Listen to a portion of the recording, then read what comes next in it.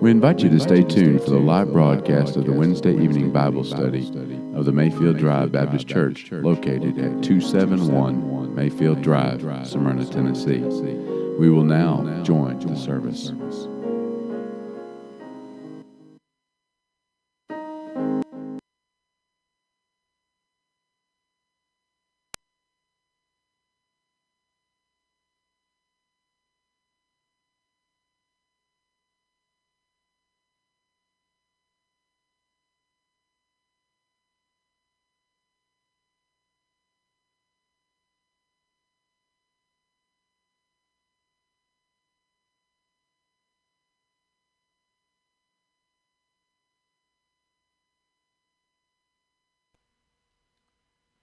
All right, it's good to have everybody back again this evening for our Wednesday evening Bible study, looking at church history through the trail of blood. This is part number 4. We're going to be looking at the chart in quite a bit of this particular lesson. I believe if you will carefully study this chart, you'll be able to understand the history, and it will greatly aid your memory in retaining what you hear and see. Actually, that's part of Dr. Carroll's writing, not mine.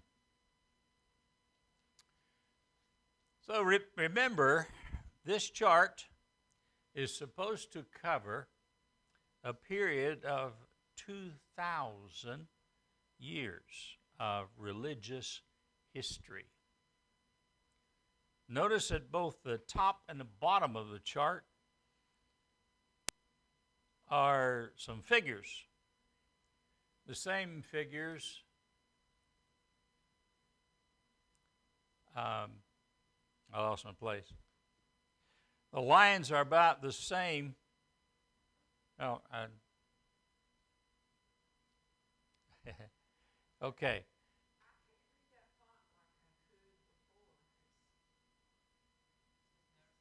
This is the this is the original slide, and I'll see if I can.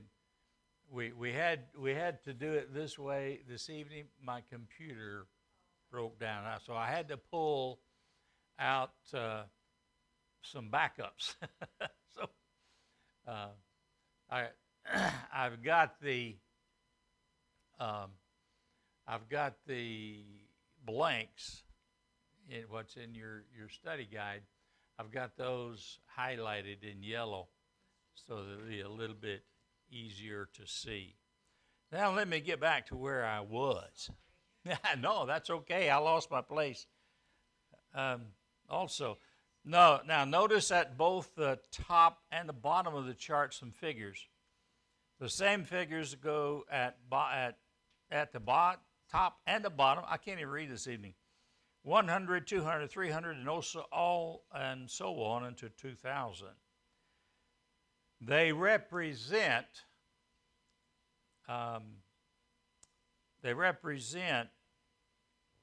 20 centuries of time. The vertical lines separating the different centuries. If you have your chart handy, you'll see probably it's easier to see than what it is up here. But you see, here's where he's talking about, and then down on the bottom, and then the vertical lines. All right, now notice on the chart near the bottom, other straight lines. This line running left to right, the long way of the chart. And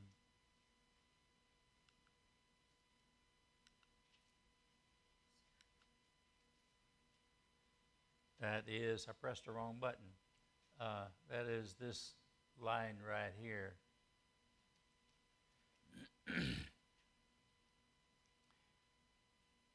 The lines are about the same distance apart as the vertical lines.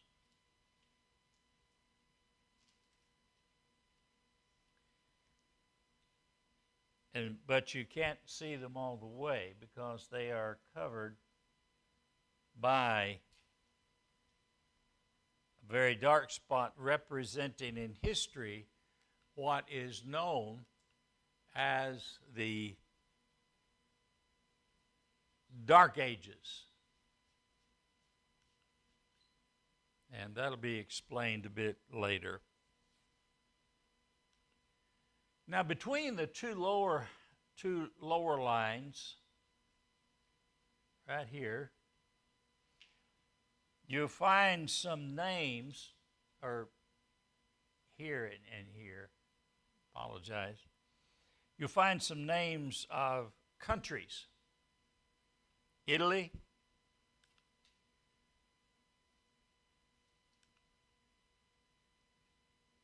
I'm not used to clicking through here, so I forget. I apologize. I forget to do it sometimes. I used to accustom somebody else doing it for me. So anyway,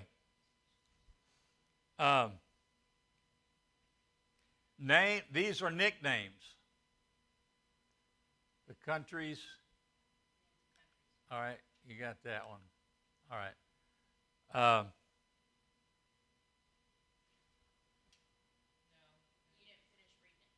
Okay. They're covered in part by the Dark Ages. They are also filled with names, but not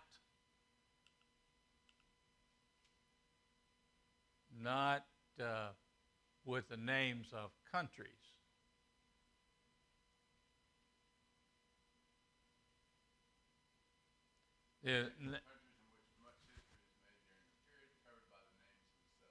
Right. Yes. That's what I had skipped there. Uh, of course, not all of history is made in some of the countries in every period, but some special history is made in these special countries at these special periods, and we will be looking at in detail at some of that.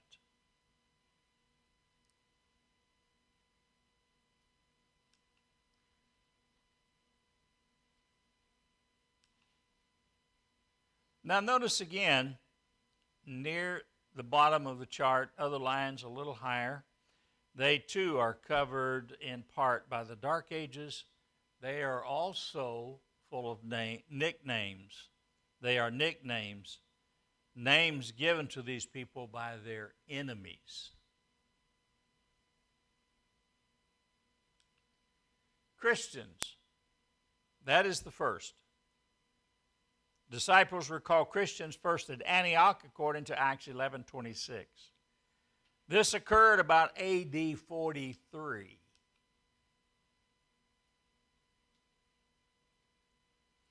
Either the pagans or the Jews gave them that name in derision. All the other names in the column were given in the same manner. Montanist, Novatianist, Donatist, Paulicians, Albigenses, Waldenses, etc., and Anabaptists. Anabaptists, they were called Anabaptists because they rebaptized people who came out of these other churches. All of these will again and again be referred as the lectures progress. But look again at the chart. You see the red circles. Yes, ma'am. Okay, right above the Christians, what was the answer? Nicknames. Nicknames? Yes, ma'am. Okay. Nicknames.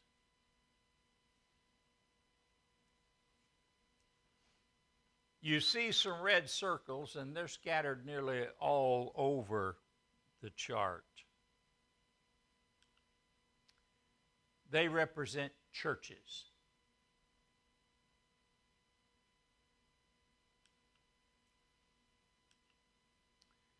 Single individual churches in Asia, in Africa, in Europe, in mountains and valleys and so forth. Their being blood red indicates martyr blood. Christ, their founder, died on the cross. All the apostles, save two, John and Judas, suffered martyr deaths. Judas betrayed his Lord and died in a suicide. The apostle John, according to history, was boiled in a great cauldron of oil. However, he survived that. And he died of old age. Sorry? Yes, John was the only one to actually die a natural death. This cauldron of oil, yes, that is recorded in history, but he did not die of that. He survived that.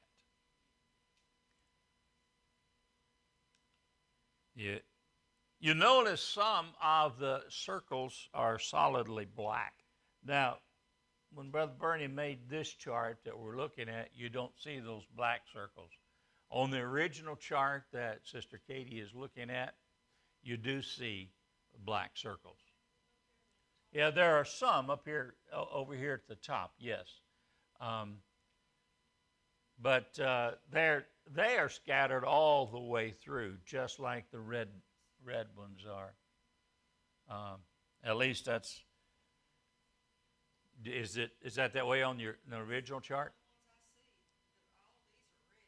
Okay. So the only ones that you're actually seeing then are these up here? Okay. All right.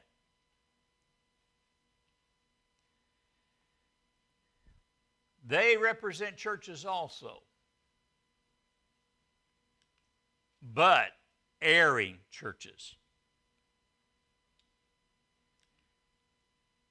Churches that had gone wrong in life or doctrine.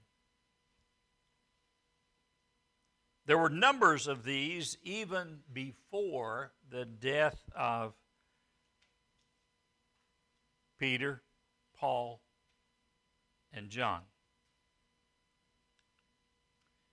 Now, having now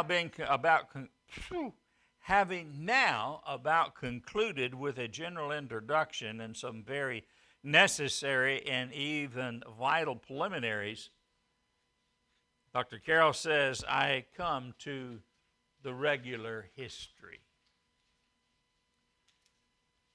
This is the first period. Well, there's a chart. And that, I think that's the one that you're looking at there, Katie. And it resembles this chart here that we have.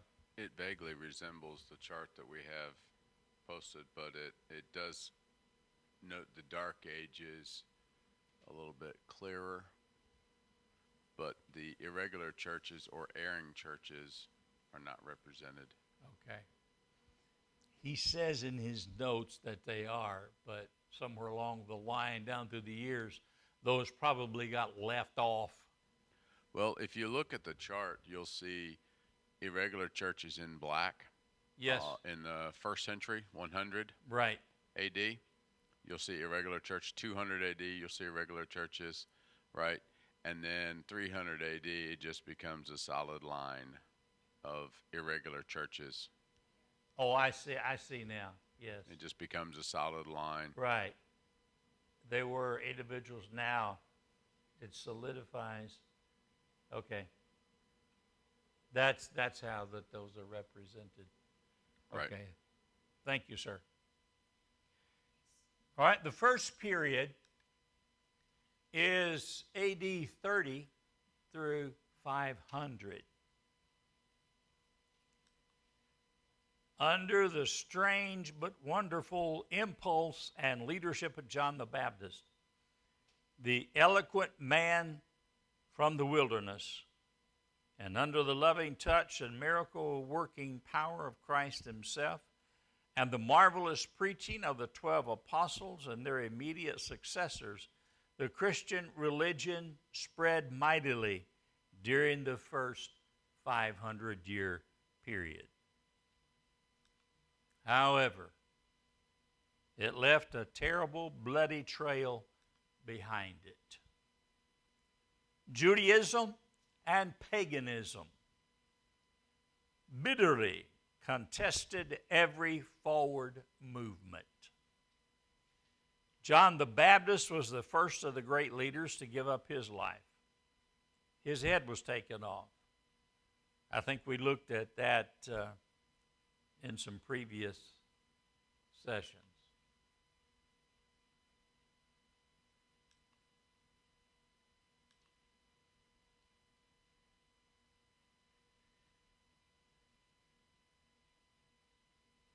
Soon after him went the Savior himself, the founder of the Christian religion. He died on the cross, the cruel death of the cross. Now, following their Savior in rapid succession fell many other martyred heroes. Stephen was stoned. We have that in the 8th chapter of Acts, I believe that it is. Matthew was slain in Ethiopia. Mark was dragged through the streets until dead. Now, Dr. Carroll is not, he's just giving us an overview. He's not giving us details. Many of the details are very gruesome. Luke was hanged.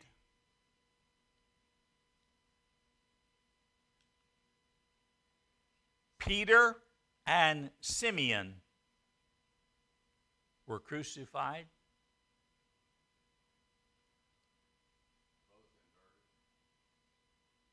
Sorry?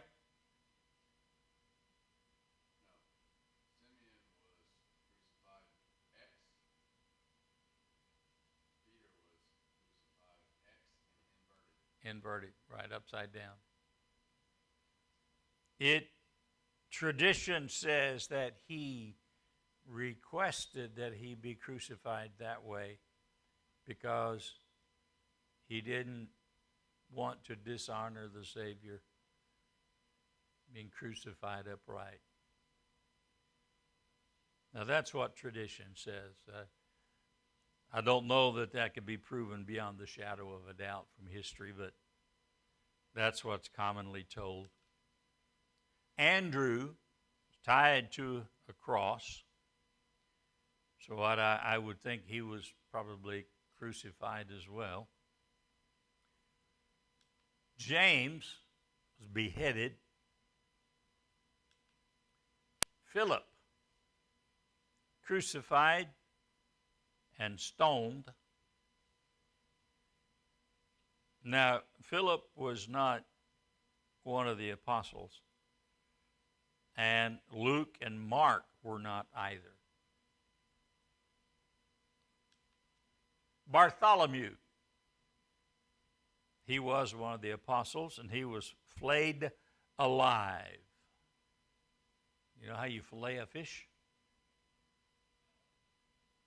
Just cutting strips off at a time? Yeah. Thomas was pierced with lances. If I remember correctly, somewhere I read that he lost his life somewhere in Africa. Thomas did.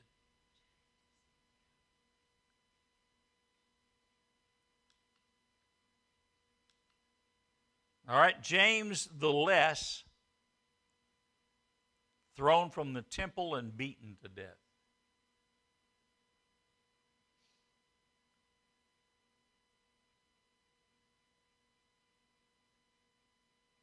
I want to say this is the James that was related to Jesus, the half-brother of Jesus. Because I've read somewhere where that he was still in Jerusalem because he was the pastor of the church at Jerusalem after the dispersion. And, excuse me, he was supposedly taken and thrown from the temple wall about 100 feet. He survived that, and then they beat him to death just to make sure that he was dead. Jude was shot to death with arrows. This is the Jude that wrote the book of Jude. Matthias is one that took Judas Iscariot's place, you recall. he was stoned to death. And then Paul was beheaded.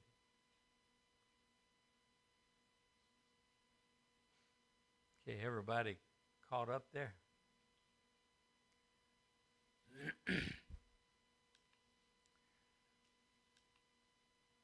More than 100 years had gone by before all this had happened. This hard persecution by Judaism and paganism continued for 2 more centuries. You'll see that on the chart. And yet mightily spread the Christian religion. It went into all the Roman Empire, Europe, Asia, Africa, England, Wales, and about everywhere else where there was any civilization. The churches greatly multiplied, and the disciples increased continuously. But some of the churches continued to go into error.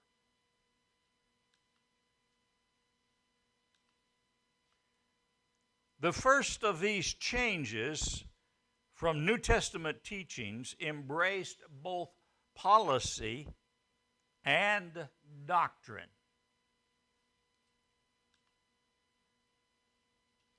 In the first 2 centuries, the individual churches rapidly multiplied, and some of the earlier ones, such as Jerusalem, Antioch, Ephesus, Corinth, etc., grew to be very large.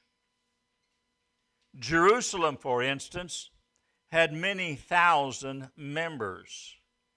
We'll look at these verses in just a moment. Possibly 25,000 or even 50,000 or more. I'm not sure where Dr. Carroll gets his information on that. I've never seen any. But apparently he did somewhere. A close student of the book of Acts and epistles will see that Paul had a mighty task, even in his day, in keeping some of the churches straight. You can see Peter's and Paul's prophecies concerning the future. All right, so look at Revelation 2nd and 3rd chapters as well, and that we will. Part of them anyway. Acts chapter 2, verse 41. Then they that gladly received his word were baptized, and the same day there were added unto them about 3,000 souls. This was the day of Pentecost. Acts chapter 4 and verse 4. Howbeit, many of them which heard the word believed, and the number of the men was about 5,000. Acts chapter 5, verse 14. And believers were the more added to the Lord, multitudes both of men and women. 2 Peter chapter 2, verse 12.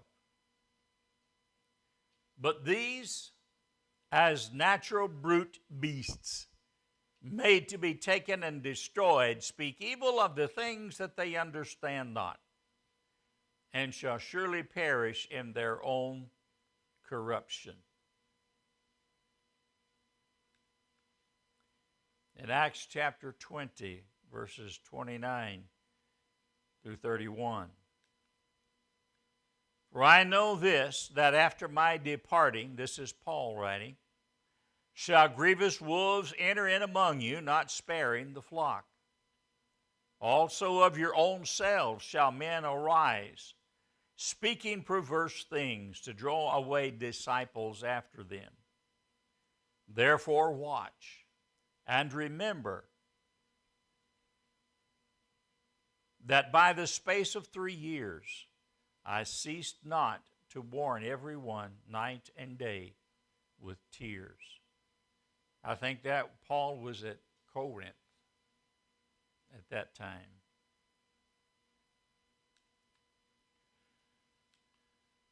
All right, these great churches necessarily had many preachers or elders. You see that in Acts 20 and verse 17. Some of the bishops or pastors began to assume authority not given them in the New Testament. They began to claim authority over other and smaller churches. They, with their many elders, began to lord it over God's heritage. 3 John verse 9. So here was the beginning of an error which has grown and multiplied into many other seriously hurtful errors. Here was the beginning of different orders in the ministry, running up finally to what is practiced now by others as well as Catholics.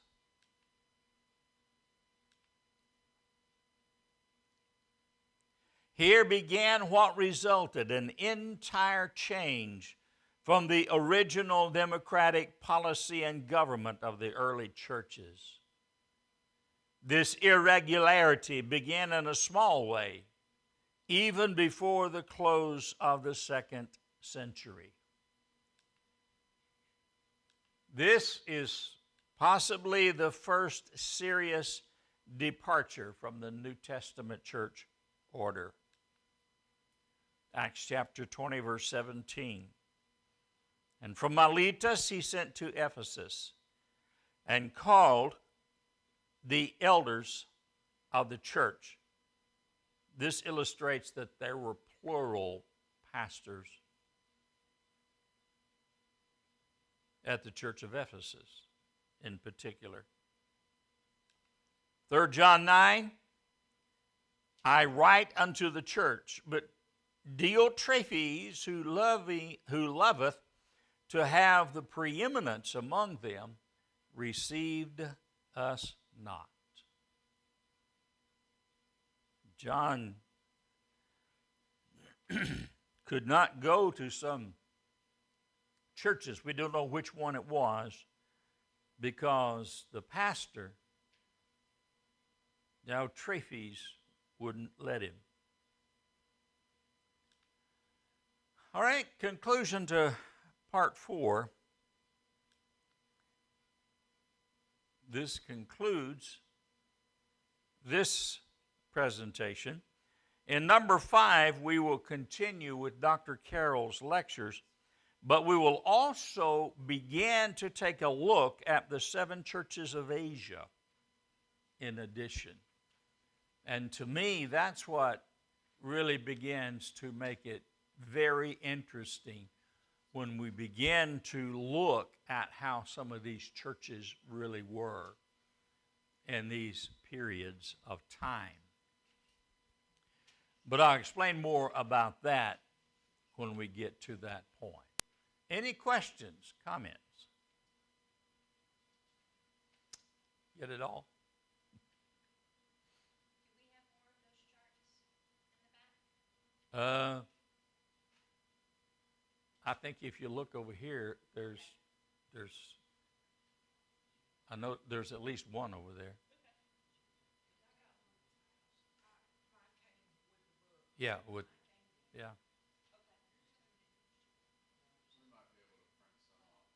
Yes.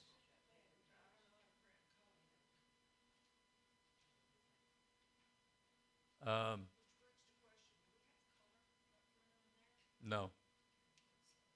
No. If I got some 8.5 by 14, I could.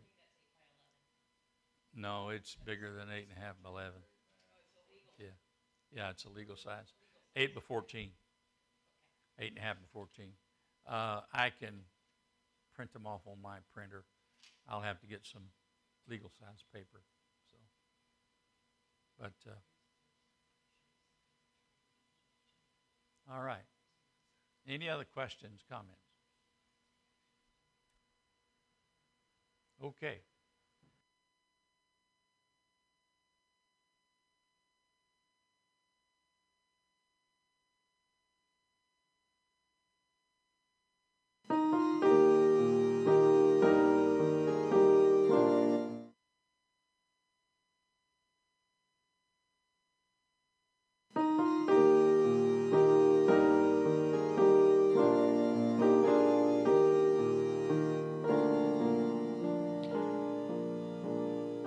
You've been listening to the live broadcast of the Wednesday evening Bible study of the Mayfield Drive Baptist Church in Smyrna, Tennessee. We invite you to tune in at the same time next Wednesday evening for another live broadcast of the Wednesday evening Bible study. We would love to see your comments regarding this broadcast. You may email us at imbr@imbmpodcast.